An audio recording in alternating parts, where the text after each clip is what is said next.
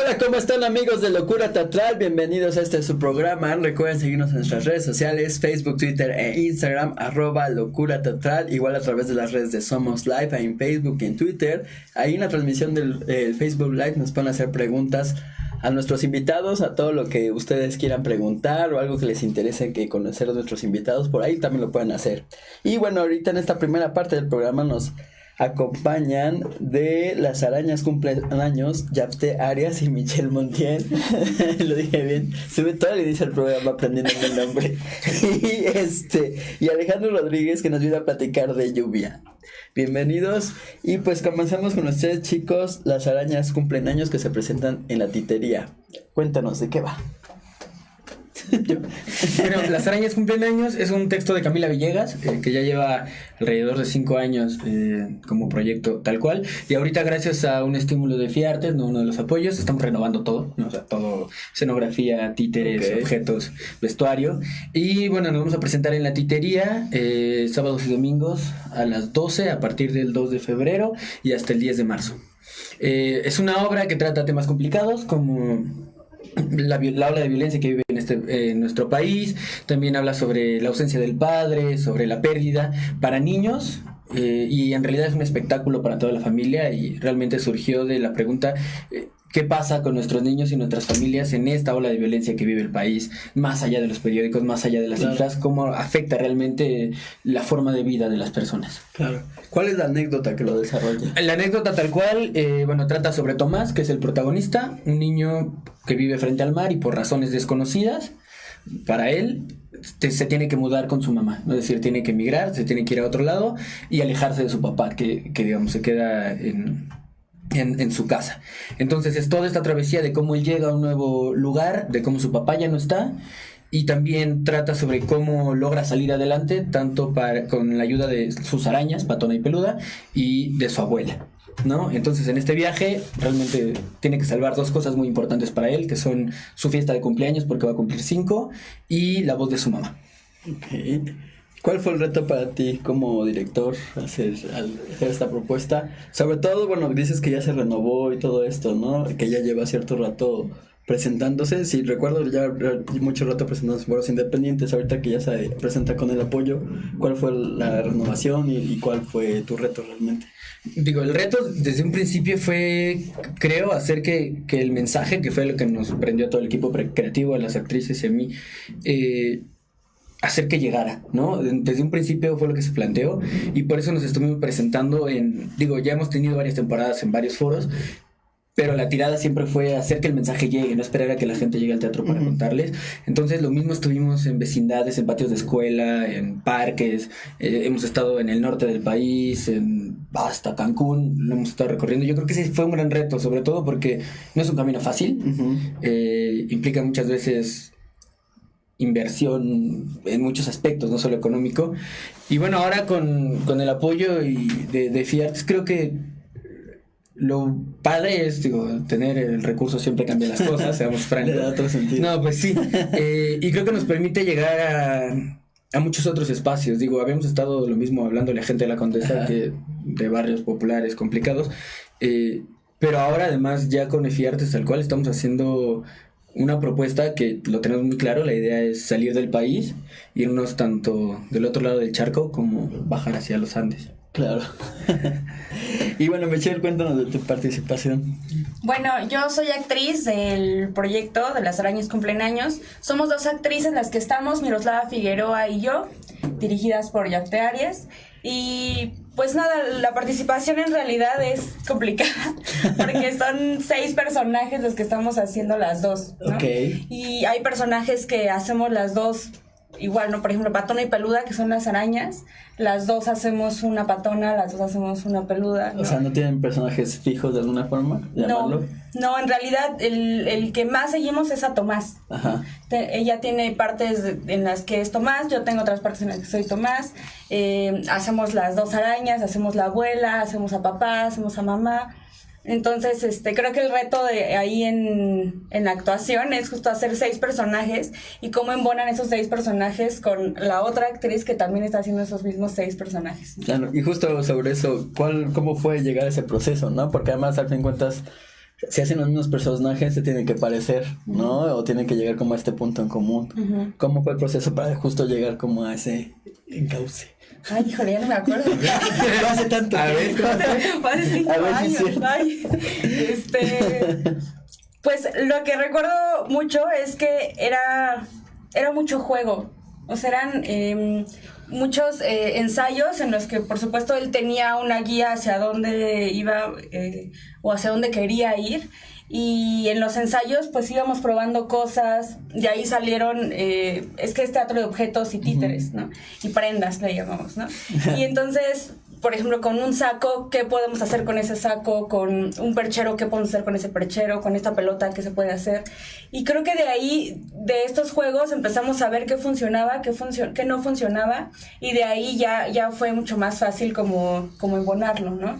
Justo con... Pues ya las dos estábamos en ese mismo juego, entonces creo que fue mucho más fácil como seguir las dos esa línea ya. Claro. Entonces no hubo como... Por supuesto que hubo un trabajo de precisión de, no, es más así, no, tienes que hacer más esto, no, es que es más agudo, no, es que es más grave, ¿no? Pero creo que ya fue mucho más fácil porque llevamos un proceso entre las dos como una conexión muy grande que se había hecho en los ensayos, que creo que fue mucho más fácil llegar al, ok, ya nada más es subirle acá, ya nada más es bajarle acá y sí, ya. claro, nada más detallar, ¿no? Detallar.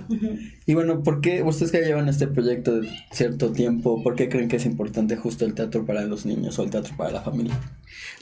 Yo creo que la familia es el pilar de la sociedad, es decir, es el primer núcleo en el que nos formamos todos, no solo los niños, donde se inculcan finalmente los valores. Digo, una cosa es la escuela, una cosa son los círculos sociales en los que nos movemos, pero finalmente nuestra familia, y conforme uno va creciendo, creo que te das cuenta de qué es lo que más arraigado tienes.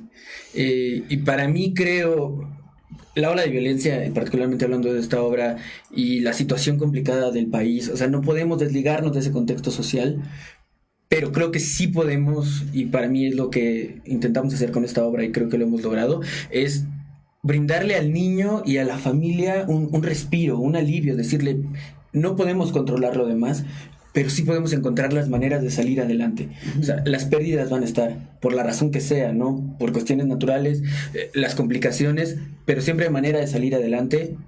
Y como lo dice la obra tal cual, los recuerdos son ese lugar que nadie nos puede quitar, es decir, sin importar la distancia geográfica, sin importar la lejanía física o los problemas emocionales, sentimentales que pudiera haber entre la gente que queremos, siempre forman parte de nosotros. Claro.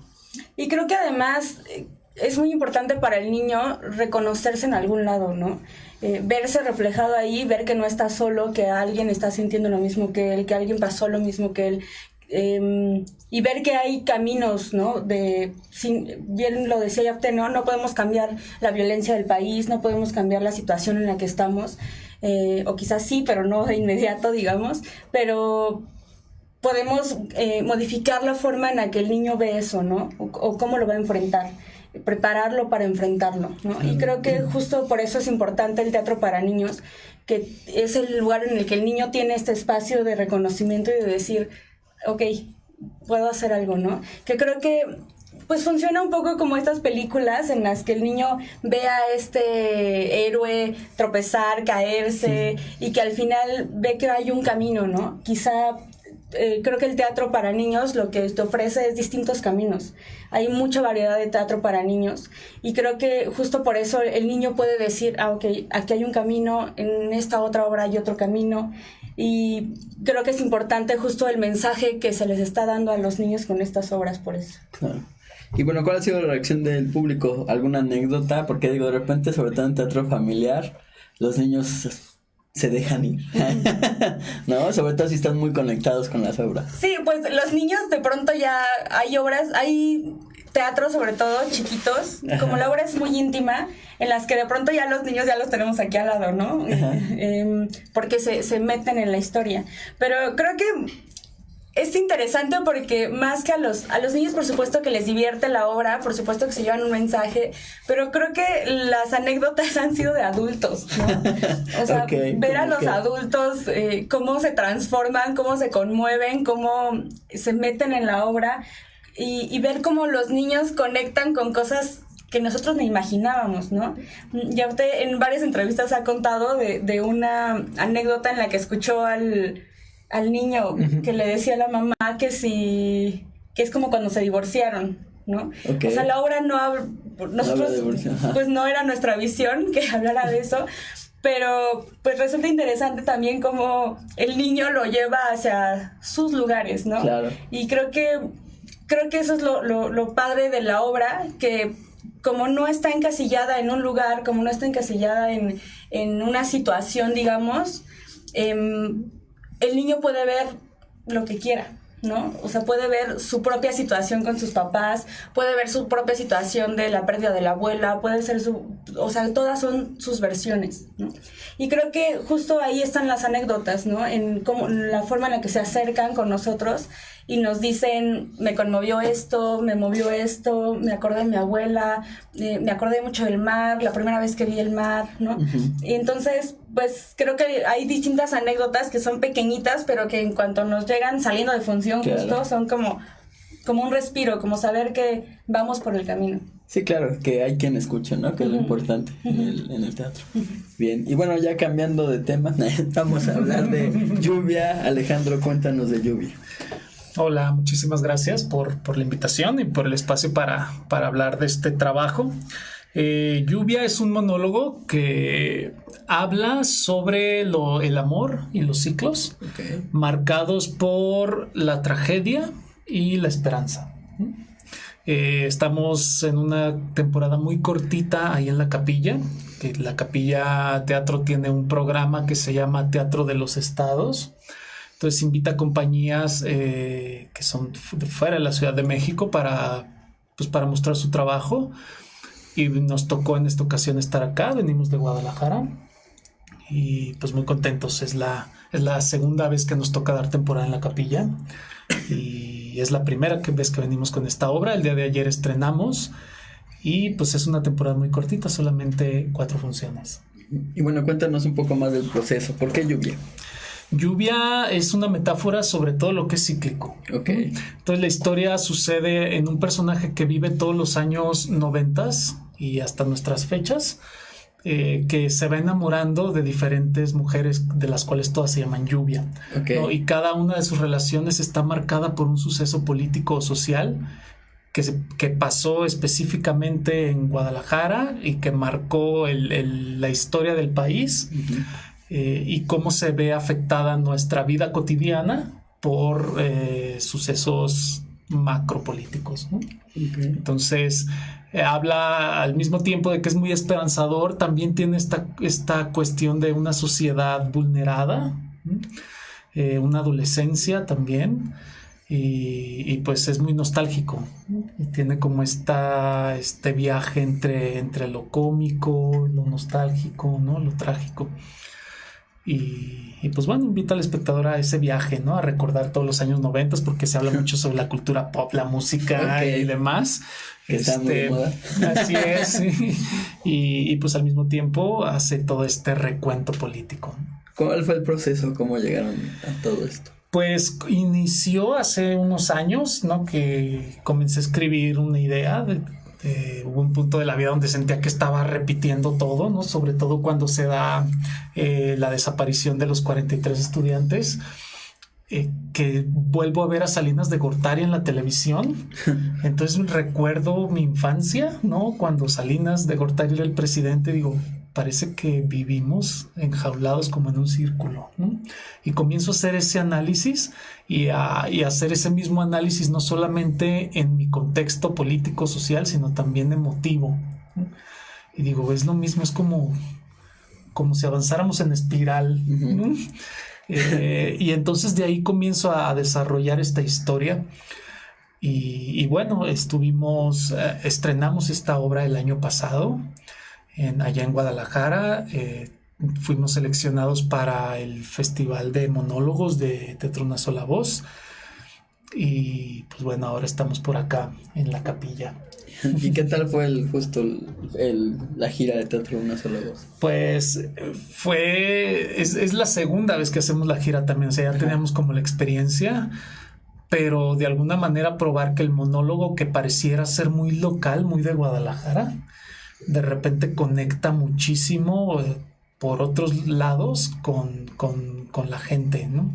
Hubo funciones memorables que dimos en el norte, donde pues viven una circunstancia de violencia un poco más visible que en Guadalajara, por ejemplo, donde no se ve que suceda, ¿no? Uh-huh. Más que en las zonas de la periferia.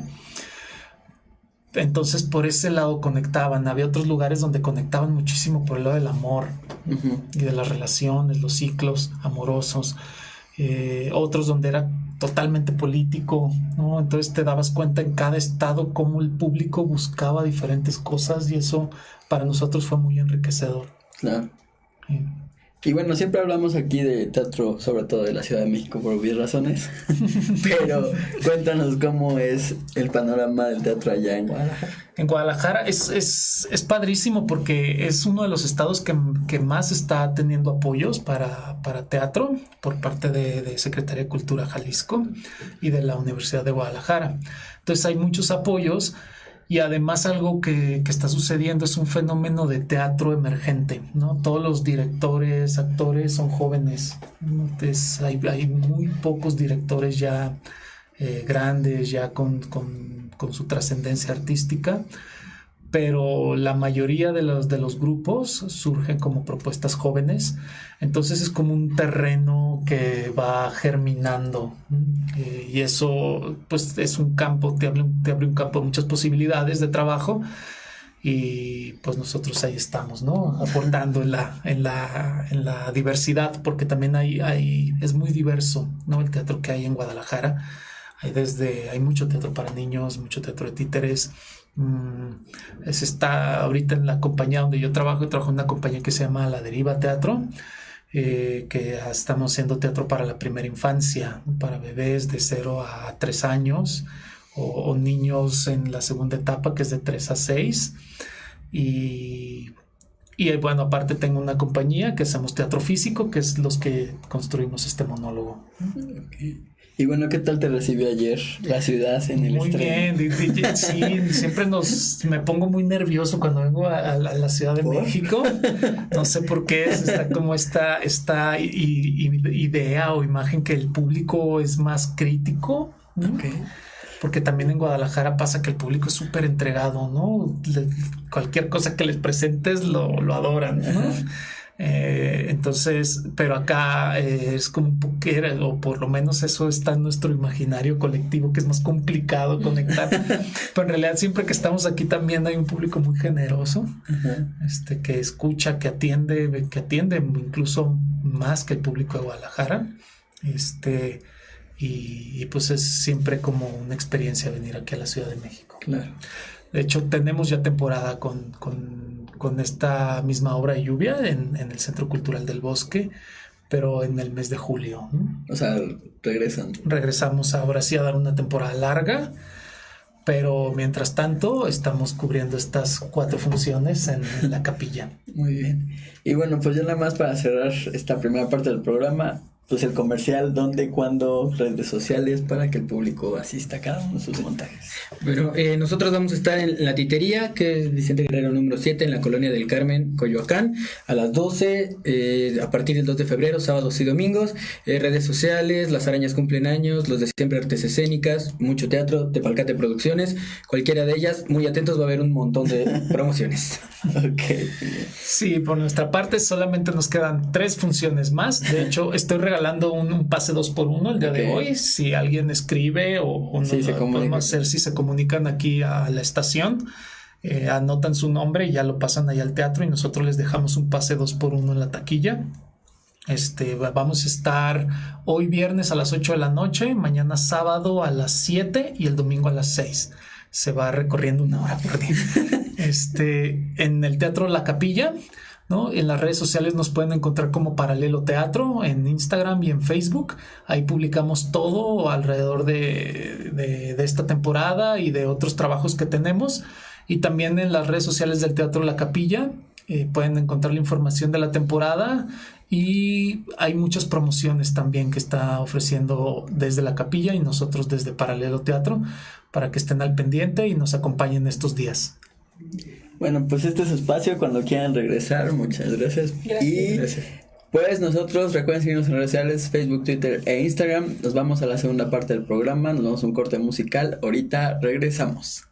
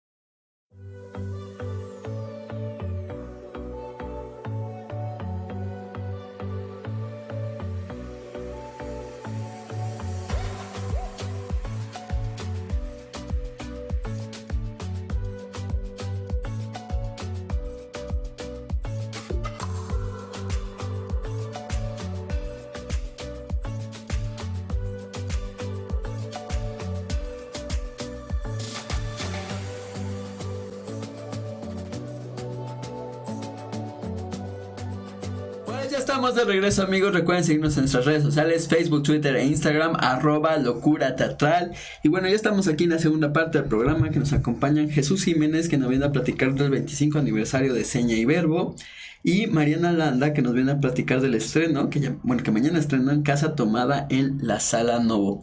Y bueno, comenzamos contigo, Jesús. Bienvenido y cuéntanos. 25 años. Muchas gracias por la invitación. Pues sí, 25 años cumplimos a finales del año pasado. Pero bueno, por diferentes cosas. Hasta ahorita Mira, en realidad nosotros festejábamos los 25 años en diciembre. Pero el día que teníamos para los festejos fue la toma de posesión de Claudia Sheinbaum. Entonces, bueno, nos dijeron, pues ya no se puede hasta el próximo año. Pero contentos, finalmente son 25 años de una labor que conjunta el arte y la discapacidad. La base de los actores de seña y verbo son actores sordos, son actores profesionales sordos, y a lo largo de estos 25 años se han creado 26 obras de teatro originales, con las que hemos girado por México, por diferentes países del mundo, y a la par hemos desarrollado como una parte educativa y de inclusión, que son talleres que van dirigidos desde bebés hasta niños de primaria, maestros, papás, por supuesto, y servidores públicos. Claro.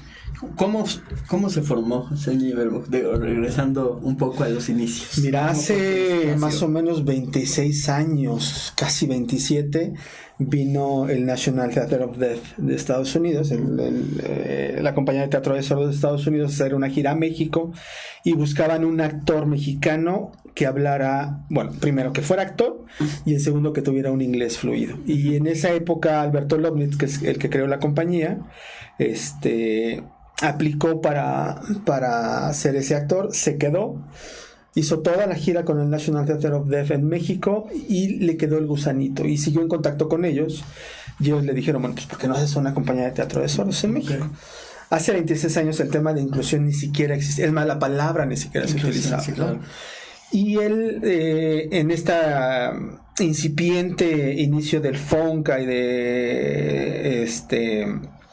y la última beca Rockefeller, él aplica para hacer esta compañía de teatro y le dan la beca.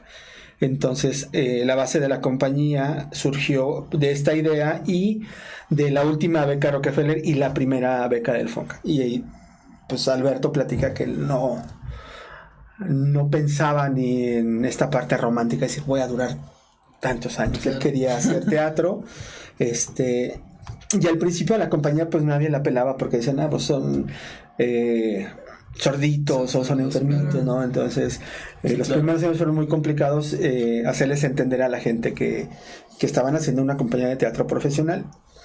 La ventaja es que Alberto empieza a rodear a la compañía de dramaturgos del tamaño de David Holguín, de Flavio González Melo, de Perla Schumacher, por supuesto, directores igual como David Holguín, como Víctor Weinstock, Carlos Corona empezaba su trabajo como director, el mismo Lobnitz, y igual escenógrafos como Sergio Villegas. Entonces todo el equipo que se empieza a formar alrededor de Seña y Verbo empieza a ser que la gente voltea a ver bueno, pues si David Holguín está trabajando con Seña y Verbo es por algo, ¿no? Claro. Y empiezan a voltear y empiezan a ver las obras que tienen una calidad como cualquier compañía de teatro profesional. Claro. Y a raíz de eso, Seña y Verbo empieza a tener ya un nombre, y empieza a ser, sin proponérselo, un referente de arte e inclusión en México. Claro.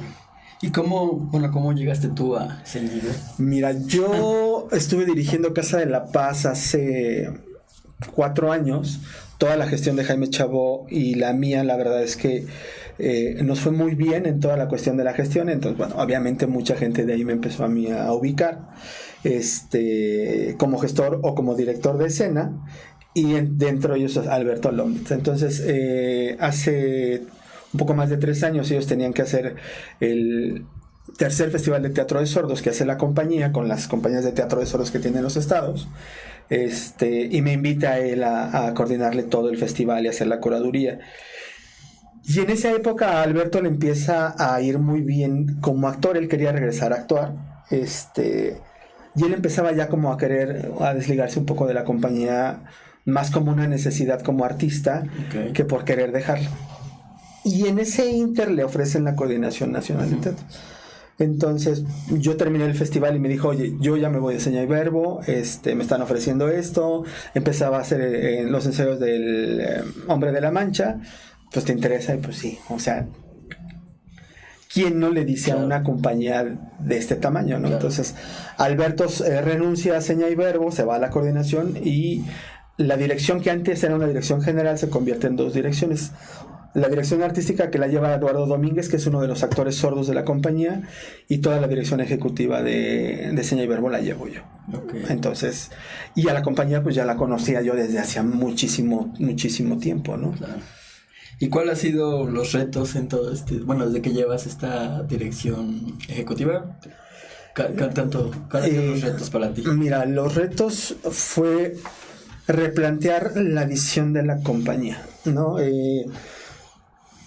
Si vemos hacia atrás, casi todas las obras que tenía Seña y Verbo, por lo menos yo creo que el 90% eran obras dedicadas a toda la familia, ¿no? Y una de las cosas que yo había estado viendo en la compañía es que el crecimiento actoral de cada uno de los actores sordos era impresionante. Entonces fue como empezar a decirles, o sea, esta parte como de teatro infantil ya la tienes dominada, hagamos otro tipo de cosas, ¿no? Claro. En ese inter surge un proyecto con el British Council, que es una versión de Romeo y Julieta, que se llama Silencio Romeo, que dirige Carlos Corona, y era traducir de primera instancia Romeo y Julieta a lengua de señas mexicana, y esa fue una labor que llevó casi 8 meses, traducir toda la poesía de Shakespeare al guión que se llama glosa en los sordos. Haz de cuenta, tu guión te voy a tomar. Claro, adelante. La hoja la dividen en la mitad. Entonces, este es tu guión normal que tú lees como actor oyente. Ajá. Y esta otra parte es la glosa. Entonces, esto lo traducen en letras, en números y en signos. Okay. Y es la manera en la que ellos leen. Y finalmente todo el texto, ellos lo traducen a imágenes, ¿no? En el que intervienen, por supuesto, las manos, el gesto y el cuerpo. Entonces fue un proceso padrísimo, claro, pero muy cansado, porque había muchas señas que no existían. Entonces era montar una escena, invitar sordos, pasarle la escena y al final decirle, ¿qué entendiste? Si ellos te decían, bueno, esto y esto y esto, y era lo que nosotros queríamos decir, se quedaba. Pero si decían, pues como que entendí esto o lo otro, era regresarse y empezar de cero. Entonces así vas construyendo, en este caso, Silencio Romeo. El nivel actoral que yo creo que alcanzaron los muchachos en ese montaje es impresionante, y la respuesta de la crítica y de la gente fue brutal. Entonces, mi reto es yo creo que Seña Ibero tiene ya una madurez, y nuestros nuevos retos van en ese sentido, ¿no? O sea, sí, claro, tenemos este año, hacia finales de año, un estreno con la Compañía Nacional de Teatro, hacemos otro proyecto con el British Council en un par de meses, estrenamos una obra que dirige Micaela Gramajo y Daniel Arroyo. Este montaje es parte de la beca que tenemos de México en Escena que nos da FONCA. Murmullos, que es nuestro estreno que tenemos el 2 de febrero, es un EFI Artes que ganamos. Entonces, bueno, la complejidad de los nuevos montajes también obliga a los actores, claro, a exigirse, claro, ¿no? Entonces, pues la compañía tiene un nombre, entonces mi meta es cada vez estar en una exigencia actoral y de producción mayor y volver a girar fuera de México. Nos vamos a Colombia en marzo. Existe una gran posibilidad de que nos vayamos a Europa a mediados de año, entonces bueno. Y reconectar a la compañía con otras compañías de teatro de sordos del mundo. Por ejemplo, la compañía sueca, que es la compañía más importante de teatro de sordos, el nivel que tiene es el mismo nivel que tiene la Compañía Nacional de Teatro de Suecia. Es más, de hecho, el inmueble en donde albergan a la Compañía Nacional de Teatro Sueca, la mitad es para ellos y la otra mitad es para la Compañía Nacional de Teatro de Sordos. Y el presupuesto es muy similar, ¿no? Entonces, son grandes montajes. Por supuesto, la manera de producir en Europa es un tanto diferente. Entonces, tienen toda la lana para producir lo que quieren. Y tienen, todos los vínculos para salir a cualquier país de Europa fácil, ¿no? Y al tener este inmueble que es maravilloso y un presupuesto similar al que tiene la Compañía Nacional de Teatro Sueca, los hace hacer maravillas. Claro. Entonces, lo que yo busco es va para allá. Algo así. Y ahora sí, cuéntanos de los montajes con los que van a celebrar. Mira, iniciamos los festejos el 2 de febrero y va a ser un año de festejos de la compañía. Empezamos el 2 de febrero del 2019 con Murmullos, que es un anfiteatro que dirige Noemí Espinosa y Jesús Díaz de la Sensacional Orquesta Lavadero. Es una obra totalmente ambientada en el cine mudo de los 30s, 40. Son unos trabajadores de un cine que proyecta puras películas del cine mudo y es el último día de proyección, ¿no? O sea, ya el cine va a cerrar, termina la proyección y se juntan los trabajadores, que todos son sordos, a platicar sobre qué películas les marcaron, ¿no? Entonces cada quien empieza a platicar de qué película. Entonces van a haber referencias brutales sobre el cine de Chaplin, de Buster Keaton, del Gordo y el Flaco. Entonces van a ver las escenas y si alguna vez has visto estas películas, ajá, te va a remitir. Entonces toda la estética está en ese sentido. Trabajado mucho en este sentido de actuación que era como muy corporal, muy de clown, por supuesto sin voz. Las películas de cine mudo tenían como los subtítulos y ese tipo. Entonces vamos a jugar mucho con eso. Va a haber magia, y bueno, pues es toda esta técnica de teatro de sordos que tiene seña y verbo, trabajada con el clown. El 2 va a haber música en vivo, va a ser la única función que la Sensacional Orquesta Lavadero va a hacer la música en vivo. Entonces, bueno, ese es como un plus. Y el domingo tenemos Música para los Ojos, que dirige Sergio Batis, que esa es una obra que nosotros tenemos en el repertorio de la compañía. Esa es a la 1 de la tarde y bueno, es una obra para toda la familia. También es una belleza y un deleite. Y ahí arrancamos los festejos que terminarán el 2 de febrero del 2020. Ok.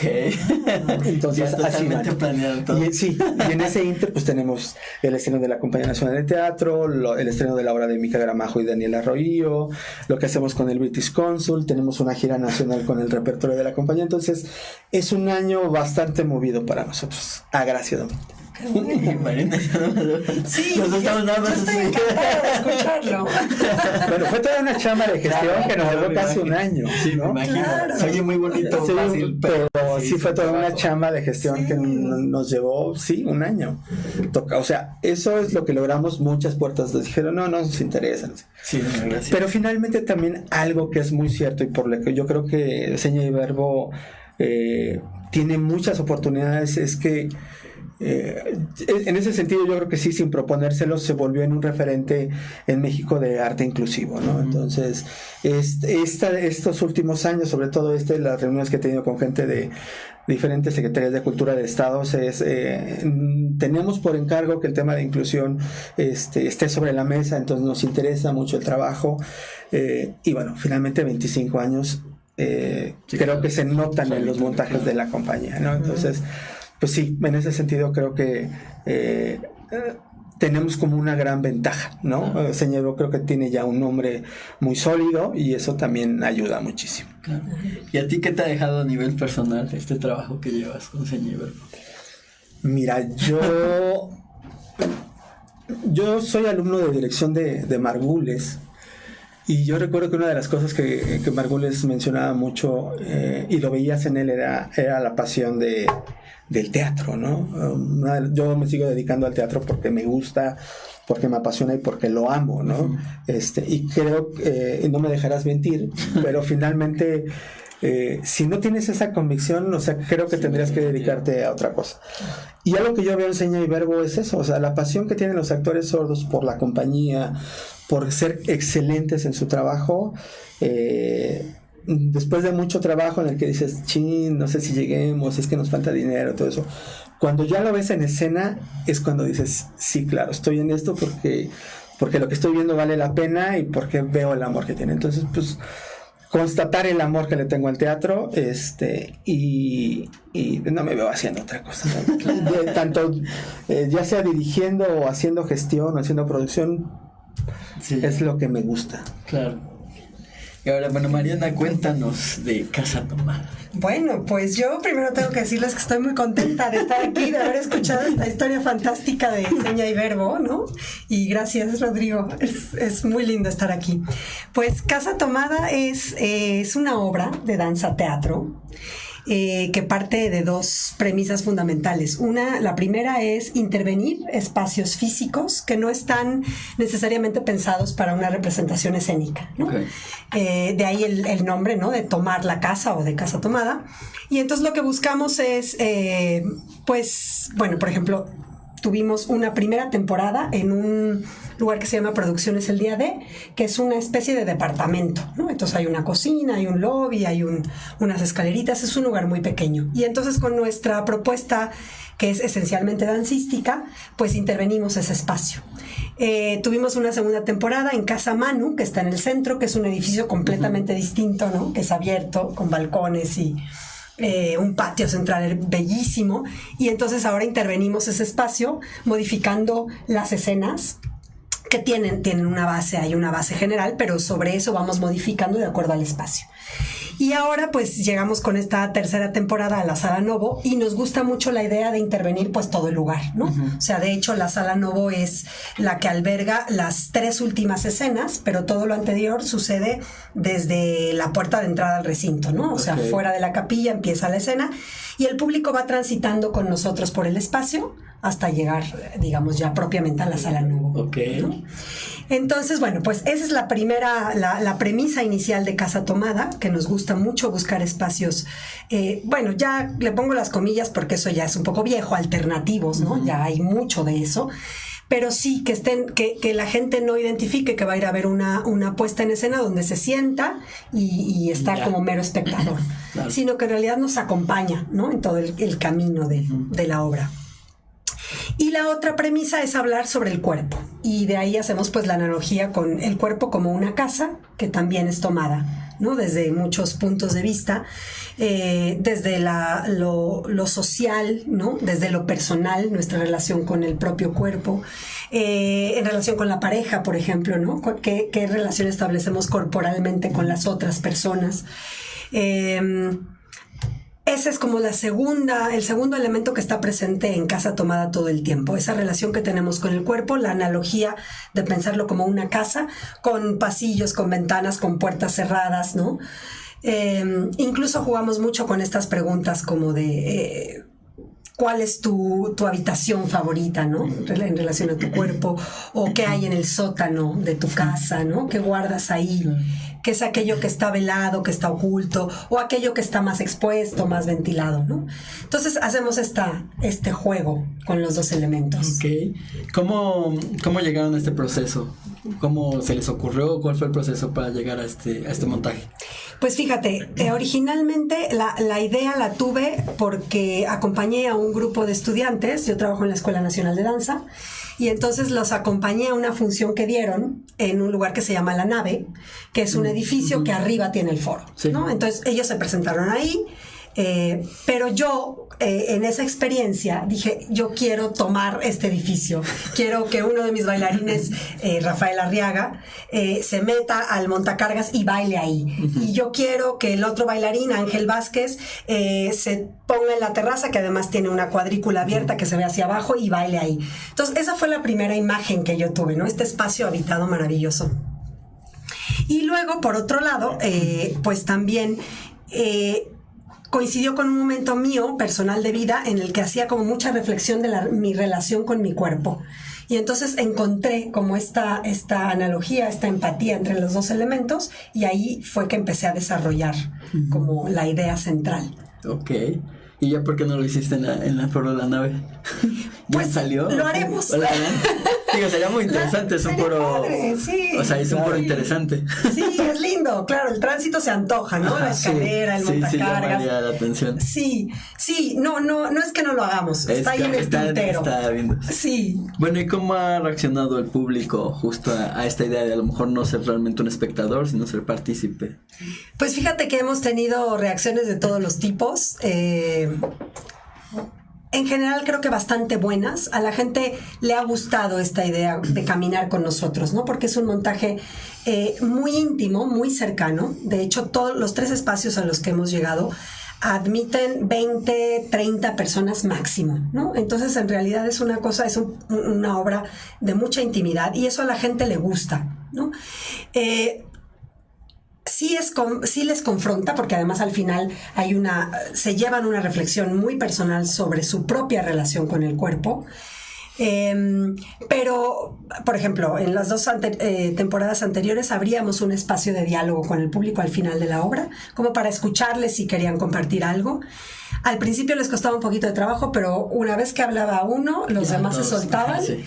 Y bueno, la reacción era fantástica, porque había gente que nos compartía pues historias de vida muy, muy íntimas en relación a su cuerpo o a algunas otras cosas que habían sido detonadas por lo que habían observado, por la obra, ¿no?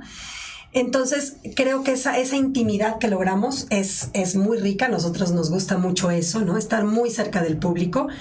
Y es interesante porque además ellos no saben, luego se los decimos, pero que su disposición en el espacio genera un montón de modificaciones en nuestra ejecución, ¿no? O sea, nosotros tenemos pensado, ¿no?, una ruta y vamos a caminar por aquí y esto lo hacemos acá, pero si llegando a la escena fulana de tal, hay una persona sentada en la banca donde nosotros íbamos a treparnos, pues tenemos que reaccionar a eso. Entonces es muy linda esa interacción real, in situ, en el momento. Claro. ¿No? Oye, ¿justo crees que una de las formas de que atrapar al público a la danza o a espectáculos escénicos sea por medio de esto, de hacerlos partícipe? ¿Crees que sea una forma? Yo creo que sí, no es fácil, ¿eh? No es fácil, yo creo que el público está muy acostumbrado en tradicionalmente. Pared, ¿no? Exacto, sentarse y a ver, a mí que me muestren, que me den, ¿no? Enséñame. Exacto. Pero nosotros sí apostamos por un público más participativo, ¿no? Más constructor también del proceso artístico. Entonces, aunque no es fácil, yo creo que sí hay gente muy aventurera, muy arriesgada, que le gusta también romper esa pared, ¿no? Involucrarse más con nosotros, con la escena y con toda la emocionalidad que ahí se mueve. Entonces, aunque no es fácil, yo sí le quiero seguir apostando a eso, a la cercanía, ¿no? No tanto al teatro de masas, que bueno, no lo menosprecio para nada, tiene su encanto, pero me gustan mucho estos procesos de construcción de pequeños colectivos porque siento que se generan lazos muy interesantes y la gente se abre y dice, órale, yo le entro. Claro. Y bueno, ¿cuál es el reto? ¿Cuál es la diferencia en especial con esta nueva temporada ahorita en la Sala Nova? ¿O algo tiene en especial? Pues sí, mira, tiene la particularidad de que, bueno, tenemos un baterista, Luis Musiño, que nos acompaña en toda la parte exterior, digamos, de la obra, con esa música en vivo. Y la particularidad de esta temporada es que estamos dividiendo la obra en dos partes, el afuera y el adentro, que también es una analogía con el cuerpo, ¿no? Con la presencia, la personalidad, lo que damos a conocer al mundo, y el adentro, pues el inconsciente, lo más oculto. Entonces, el reto ha sido ese, ¿no? Generar esta división tanto espacialmente, físicamente, como corporalmente y a través del lenguaje expresivo. Entonces, lo primero sucede en todo el patio de la capilla, en el jardín, en la cafetería. La librería, que es un espacio que está cerrado, pues también nos ha generado un reto, ¿no? Para cómo habitar ese espacio desde la danza, que es muy pequeñito. Sí, además. Y luego meternos a la Sala Novo, que se cierra un poco más y que genera otro tipo de lenguaje y de relación, tanto entre nosotros los intérpretes como con el público. Entonces ese ha sido el reto, siempre pensar cómo habitamos este nuevo espacio y cómo no perdemos lo que queremos decir, ¿no? Y ser fieles pues a esa primera idea que hizo nacer todo esto. ¿Cuántos intérpretes son, en la escena? Somos tres bailarines, Rafael Arriaga, Ángel Vázquez y yo, Mariana Landa, y bueno, el baterista Luis Musiño. Nosotros, digamos, estamos en la parte de la ejecución y además nos acompaña Alessandro Pereira, que nos hace es mi asistente de dirección y de producción, y es pues quien nos cobija desde afuera, ¿no? Es nuestros ojos afuera y nos ayuda, porque yo como es mi idea y además la ejecuto, pues es difícil entrar y salir. Y también está Claudia Rodríguez, que hace toda la cuestión de difusión, relaciones públicas. Ese es como nuestro equipo de base. Muy bien. Sí. Y pues bueno, ya nada más para hacer el programa, pues todo el comercial, dónde, cuándo, y redes sociales para que el público asista a cada uno de sus proyectos.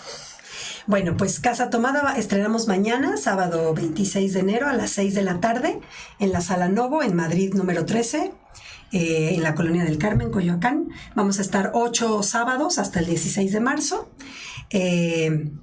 Y bueno, nuestras redes son en Facebook Casa Tomada y en Instagram tomada.casa. Creo que no se me olvida nada. Y pues esperamos verlos ahí. Bueno, sí, se me olvidaba algo muy importante. Si nos escriben a alguna de nuestras redes, pues les vamos a dar una cortesía por habernos escuchado en este programa. Y por acá, señor. Pues igual invitarlos. En los inicios son el 2 de febrero a las 7 de la noche en el Esperanza Iris con el estreno de Murmullos. El 3 de febrero a la 1 de la tarde en el Esperanza Iris damos función de música para los ojos. Y en las redes sociales, en Facebook o Instagram, busquen Seña y Verbo. Y ayer empezamos a lanzar promociones para cortesías y para boletos con 50% de descuento. Perfecto. Y un gusto, muchas gracias por la invitación. Muchas gracias. Un gusto verlo. Un gusto, igualmente, Jesús. Y justo igual, muchas gracias por acompañarnos y pues este es su espacio cuando quieran regresar. Muchas gracias. Gracias, Serán bienvenidos. Pues por mi parte es todo. Mi nombre es Rodrigo Brastegui. Recuerden seguirnos en redes sociales, Facebook, Twitter e Instagram, @locura teatral. Igual las redes de la estación, @somoslive, ahí en Facebook, Twitter e Instagram. Nos vemos el siguiente viernes. Hasta la próxima.